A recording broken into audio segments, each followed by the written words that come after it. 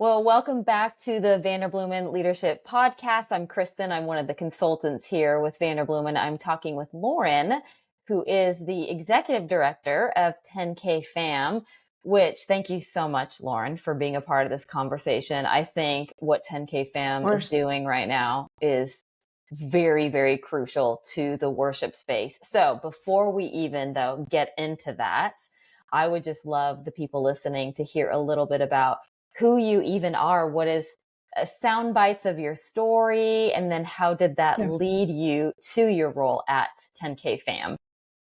Yeah. So great question. I've been a music nerd. Like I've always grown up singing. I've always grown up in church. So for probably a decade back in Atlanta, Georgia, I served as a worship pastor on staff at two different churches, not at the same time. but and that led me to get to know 10K Fam. Back then it was called 10,000 Fathers, and that was back in 2015. Is when I was basically on staff at a church that hired some of the leaders then around 10K Fam to come in and lead worship alongside of them. And so I got to know those guys and went through as a student. And so when I went through worship school, I was already doing the job of a full-time worship leader, but I was also really experiencing a lot of like anxiety, a lot of stuckness in my own journey of being in ministry, especially being a woman in ministry. And the Lord used 10K Fam in such a massive way in my own journey to just like unlock the way I was thinking about what leadership and life and ministry even looked like. And so I went through the worship school as a student from 2015 to 2016. And then I've stuck with them ever since. It so massively impacted my own journey, not only as a leader, but like as a human. How I move through life trying to, be a disciple of Jesus and draw others into that. And so it's been such a formational thing in my own life that I've continued on to, I was a coach, I was a teacher, I have served in other capacities on the team over the years. And then in, I guess, beginning of 2022, became the executive director. And so now I just get to volunteer as a worship leader around New Life Church here in Colorado Springs. I love getting to do that in a volunteer capacity. And I love getting to do what I do now, which is just making sure that we as an organization are sustainable and can keep pouring into leaders the way that I was poured into as a leader myself. Okay, so that's interesting. You said a lot of interesting things that I want to unpack and hear more about your experience as a student. But before we get to that, back up and talk to us about who started 10K Fam, and then what is 10K Fam? Because I think some of these names will be really familiar to people who are listening. Sure. Yeah. So 10K Fam was founded in 2008 by a guy named Aaron Keys.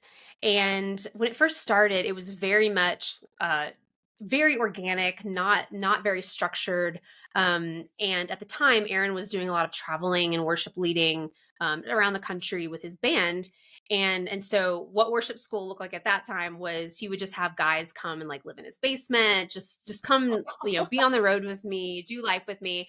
And the school was birthed out of pastors going, we need people, like we want worship pastors at our church who are leading the way that you're leading. Like we want people who are valuing this kind of thoughtfulness, this kind of like theological depth and awareness and all of that. And so he was continually getting asked like from pastors, hey, we want to hire somebody who leads like that.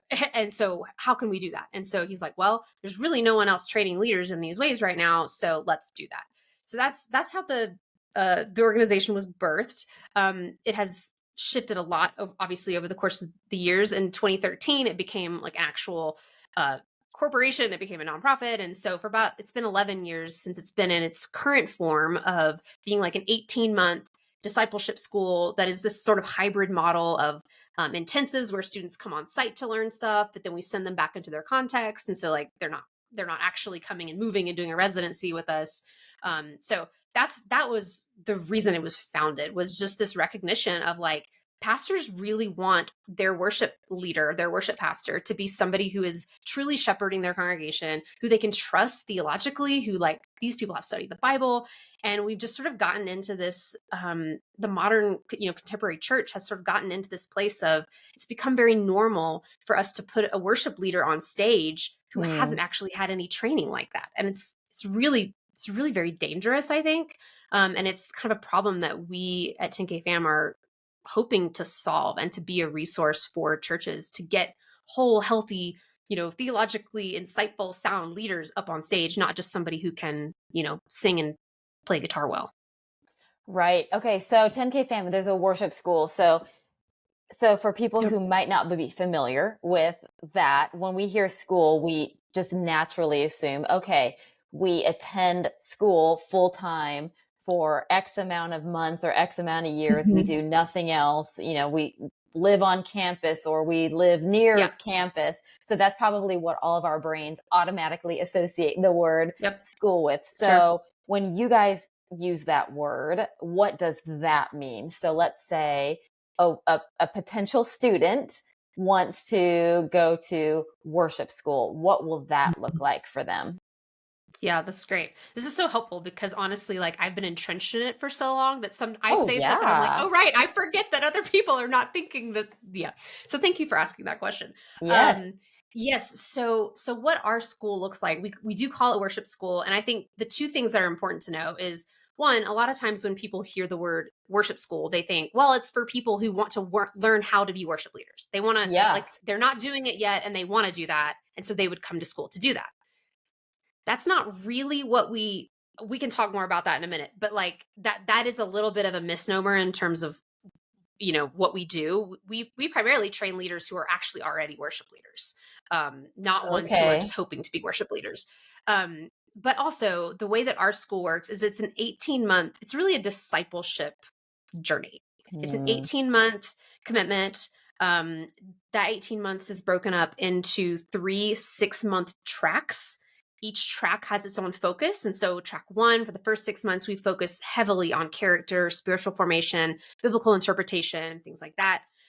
Track two is heavily focused on competency. So, communicating from stage. We do a lot of songwriting. We have a huge heart for leaders, like writing songs for their own congregations.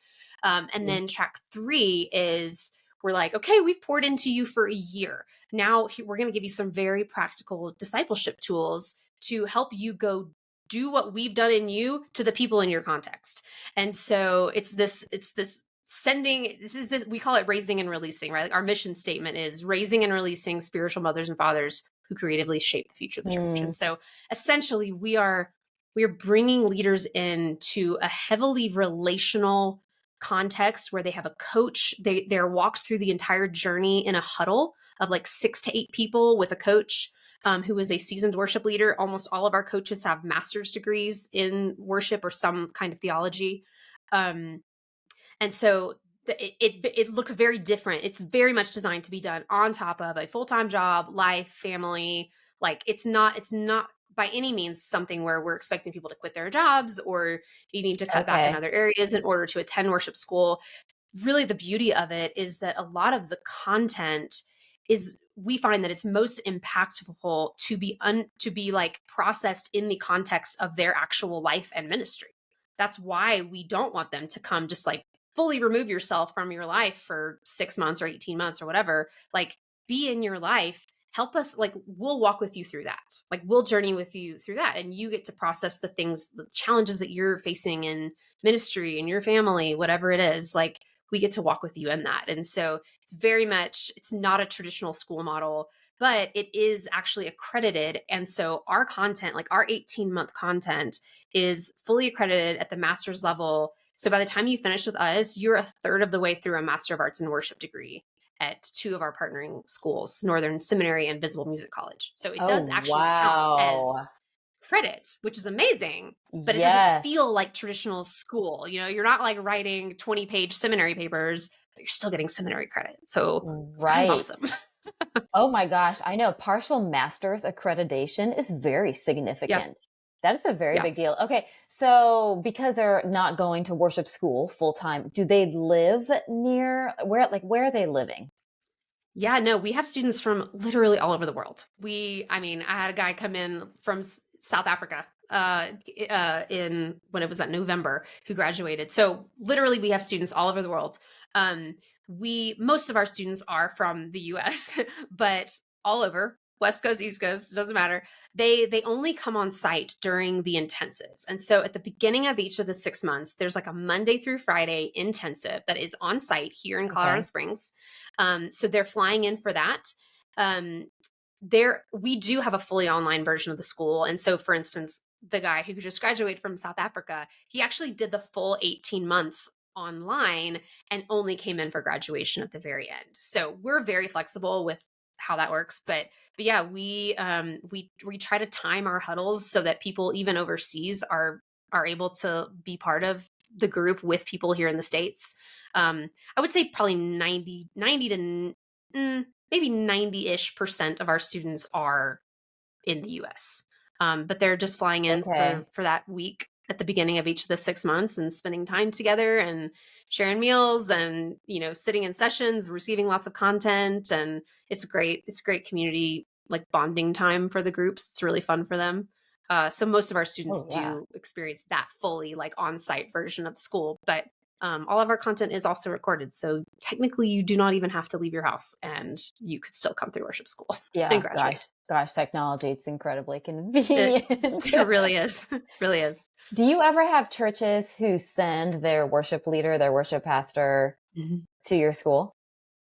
Absolutely. Yeah, I'd say at any given time, probably at least half of our worship leaders who are in worship school are being sent by their church. Their church is actually paying for them to come through worship school. And it is incredible to see and hear the stories of, like, I literally talked to a pastor a few months ago who his worship leader is in track 2, and he is just like, he's raving about what growth he's seen in her, and just like this, she's really stepping into her calling and her anointing, and there's just so much authority in the way she leads, and he's seeing the difference after just the first 6 months with us. And so absolutely, it's something that we really try to encourage pastors to care for your worship pastor in this way, because not only are they getting community with other worship pastors, they're getting spiritual formation, like they're learning how to walk through life more holistically as a better human. It's going to make them a better leader. It's going to make them more sustainable in ministry. Like, we're caring for these leaders in a very nurturing, safe environment, and they get to go bring that back, walking in their full identity and calling and all of this, like, back into their context. And so just the growth that we see is incredible. And it's always such a huge, it warms my heart so much to like actually hear from pastors who are seeing this. They're seeing the fruit of this within the first 6 months of their worship leader. It's really incredible. Oh, I bet. It also makes me think of, do you ever have students who will come to the school and maybe they are not currently working at a church, and they want to be working at a church, their dream is to be a worship pastor at some church, and they keep hearing, no, dead end. So they enroll themselves as just a way to give them more tools to their toolbox. Like, how often does that happen, and how often does that happen? Happens a lot. It happens a lot. So the other half who are not being funded by their churches are exactly in the position you're in. They are either they want to be a full-time, many of them will like come in articulating, I would like to be a full-time worship leader. I just haven't had any formal training. We're like, okay, perfect. Like, love that. You obviously have the heart of a learner. You want to invest in yourself in this way. Please, yes, like, we'll walk with you. And I think it's a lot different from like committing to going back to seminary or to going to get a full, like a 4-year undergraduate degree in worship or whatever, right? Like, the ways that we train leaders are certainly different than some of those other types of environments, but because of the high relational capacity that, or just the relational nature of what we do, I think there's a lot of growth happens really quickly. It's within that 18 months. So, so yes, we absolutely have a lot of students that who are exactly what you described. And then there's another group who are like, they volunteer at their church in the worship department, and they love worship, and they know that that's like a calling on their life, but they wouldn't necessarily have articulated that they ever wanted to do it vocationally. But then they come through worship school, and it's like a fire is ignited in them, and they all of a sudden they're like, maybe I can do this. Like I never thought this was a possibility for me, but now I actually really do. And now I feel like I have the resources to be able to lead and step into that. And so that's a really neat thing to see happen as well. That's honestly like one of my favorite things is when someone comes in thinking, oh no, a full-time vocational ministry, maybe not for me. And then by the time they leave, they're just like, I can't believe like how prepared and like passionate I feel about stepping into this. So it's really good. But I mean, Oh, wow. it's a really interesting environment, right? To get people Yes.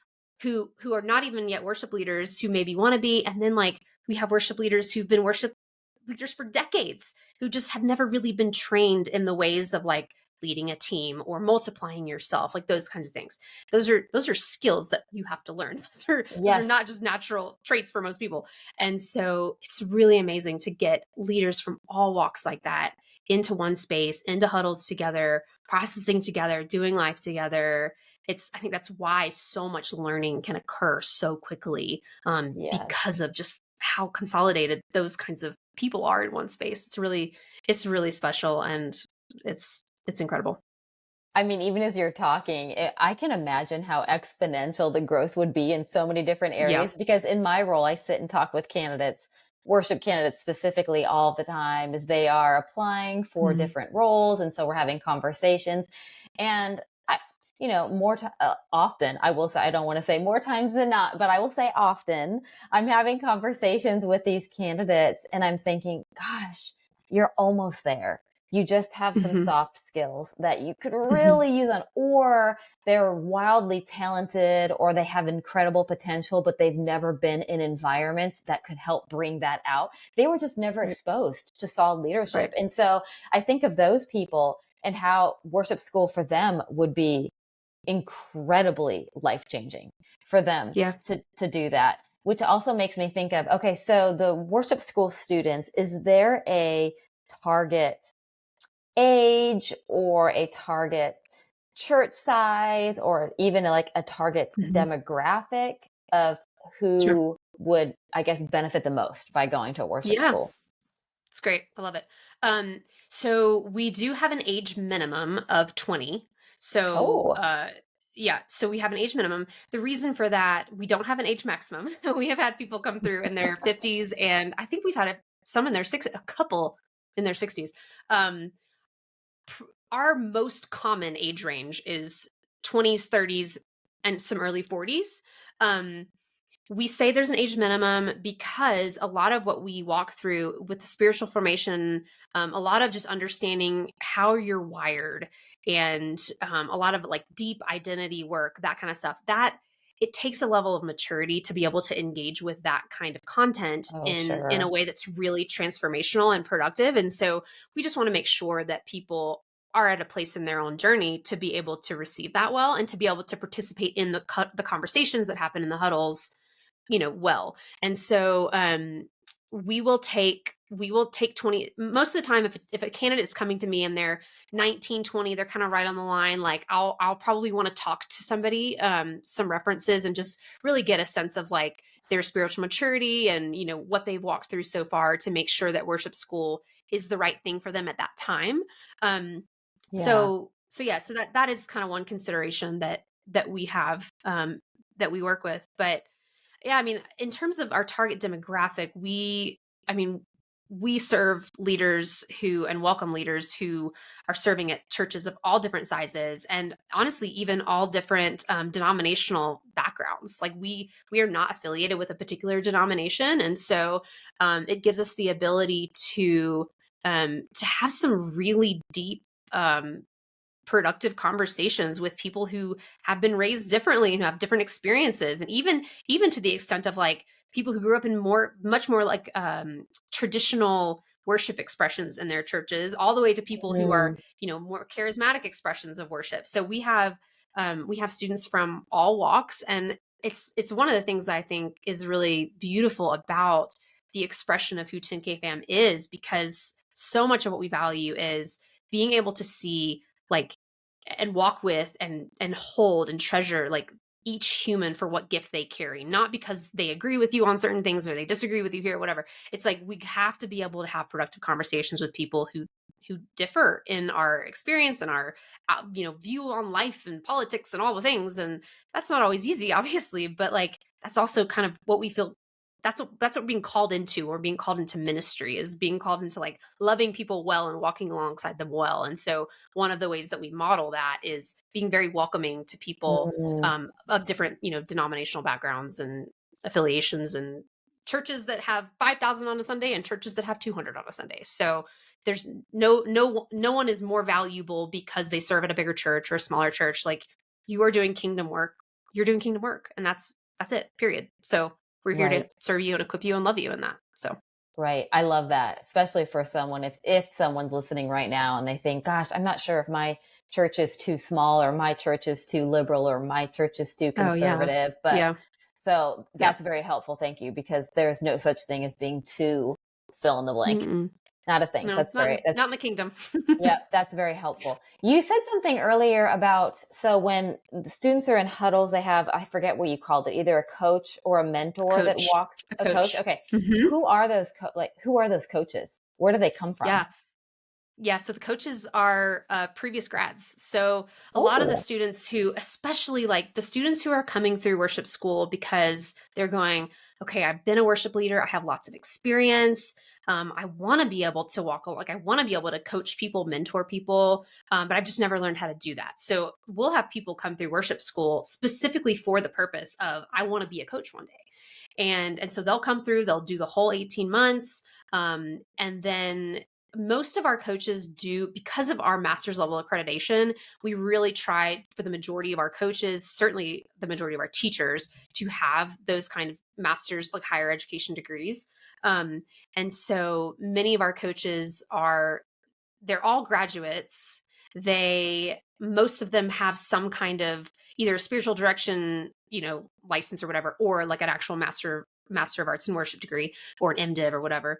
Um, and most of them are also full-time in ministry themselves. And so they're just a little further down the road than the people in their huddle that they're coaching. But the thing about the way that we talk about our coaches is it's not that we're putting people in a position of being a coach because they like have all the answers or right, right. whatever. That it's not that at all. It's just there's such beauty um in having access to someone like that who's committing for a season to being fully present with you and walking with you and processing with you and helping you hear the voice of the Lord in your journey, and be Yes. discerning and all this kind of like invite you, challenge you, love you, all these kinds of things. So yeah, our coaches are, the simple answer is they're alumni. Okay. They're alumni Yep. who have a heart for what we do, and they're just like, yes, I was transformed by this. I want to be a coach. That's my story. I went through, I was like, yes, I want to be a coach. Please sign me up. And it's a big commitment, but it's also big. It's a big life change, and it's long lasting fruit that happens on the other side of it. So it's worth Yes.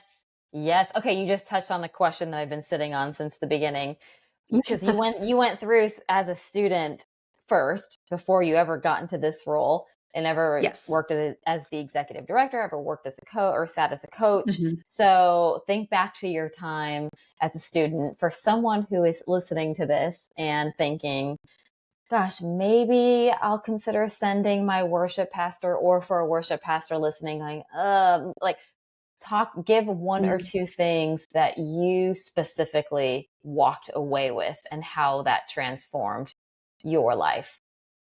That's so good. Putting myself back in my worship school days. Yes, yes, yes. Man, I think one of the things that was true for me, and that it honestly is it's the consistent response we get from the vast majority of our alumni, is what I came into it experiencing was this richness of community like I had never found before.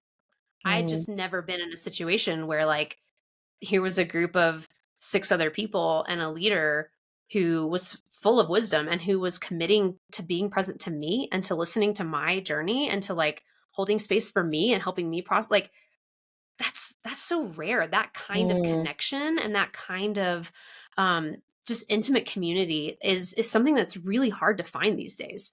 And so, and I think something that we all really deeply long for, because Right. it's wired into who we are as humans, right? Oh Like gosh, yes. this need for community. So I think that was the biggest thing that I experienced in it. The funny thing is, I think a lot of people don't go into it thinking, like, some people will go, I know I need community, but they don't really get it. Like they don't know what they're missing because they haven't really experienced it yet. And once you get a taste, you're like, oh my gosh, like this is the sweetest and most wonderful thing ever. I can't believe I Mhm. thought it was okay to live, like to Mhm. lead, to try to lead without this. And so that was a big part of my journey, and a big part of the thing that I walked away valuing. Um, and then I think on a more personal level for me, I was dealing with so much. I was in my mid to late 20s. I was dealing with so much anxiety in my life. Just like, I mean, Mhm. medicated, panic attack, like I was just dealing with so much anxiety. And it, to the point where like it was, I remember having thoughts of like, this cannot be what the rest of my life is Mhm. supposed to look like. Like this something's got to shift. I can't do this forever.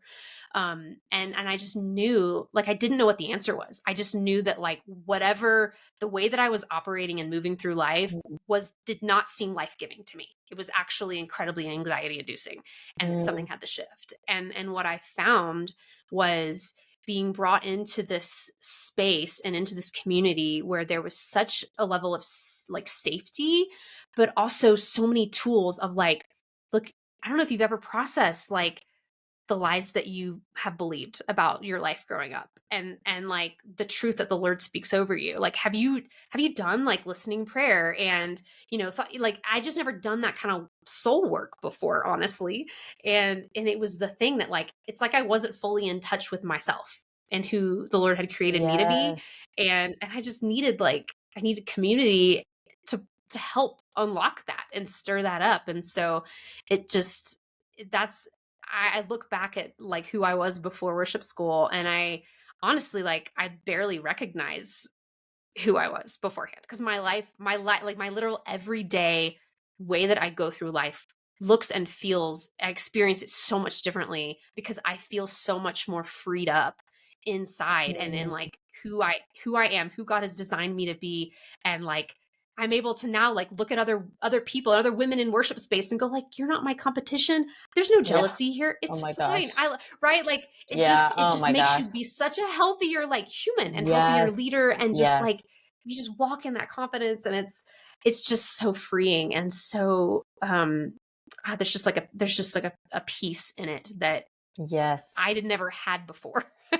So yeah, Yeah. that was my experience, and I'm so grateful for it. And I love getting to be on the front lines, seeing the same exact things happening in leaders who come to us like Yes. Oh my all the gosh. time. I Amazing. bet. It's amazing. I bet. That's incredibly powerful. Okay, so then that brings me to the last question, logistically. Yep. Then, okay, so someone's listening and they're like, okay, well, I want what Lauren has. That's what I need that. So I need that in my life. So it's a two-part question.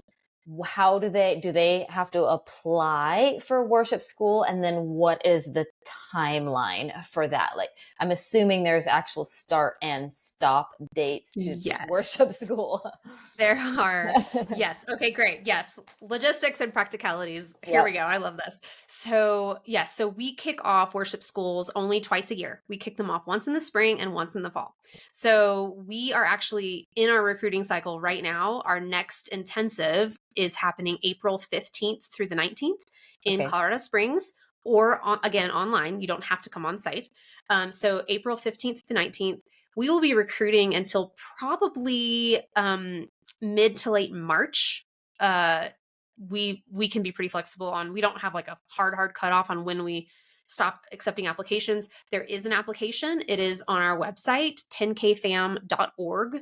If you go there, you can read more about the worship school, how it works. There's even a PDF of some curriculum stuff that you can get a sense of.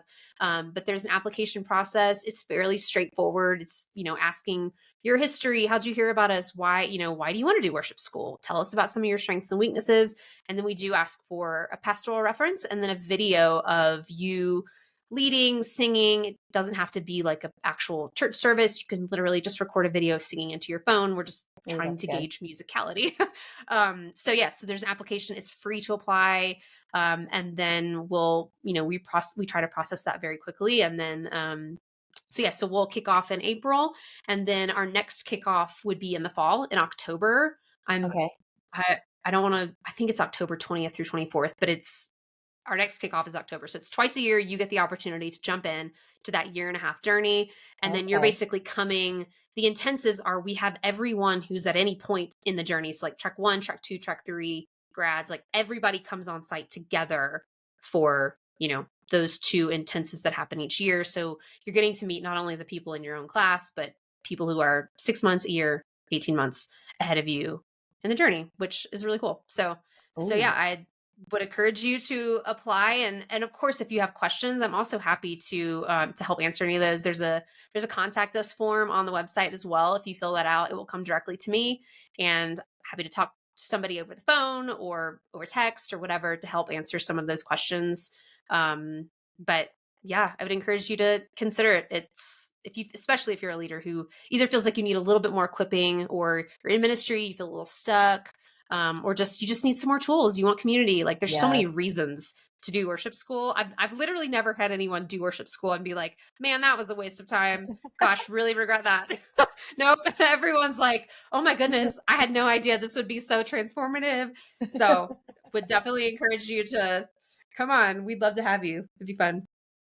That's perfect. Gosh, that's so helpful. So if you're driving in your car right now, 10kfam.org, when you are at your destination and it is safe, we'll link in the podcast notes as well. So that way you can have access to it. But thank you, Lauren. Thank you so much. I mean, Thank you. it makes me wish that I, had worship in my background, that I could have gone through worship Hey, school. we are, this is a whole another podcast, but we are very seriously considering opening it up in the fall to non-musicians and non-worship leaders, because so much of our content is actually not specific to Oh, music. So much of it's okay. the spiritual formation, discipleship, all leadership development. So like Yes. maybe one day, Kristin, maybe one day you can come to Okay, worship school with gosh, us. that's good intel right Ministry there. school. Yeah. Okay, so that One could day. potentially, that we just may have just revealed a sneak peek. I know. So, gosh, thank you. Anyway, thank you for having the conversation. I Thank hope this has you. been helpful to people. We really, really appreciate it. Thank you so much, Kristin. Really enjoy the opportunity.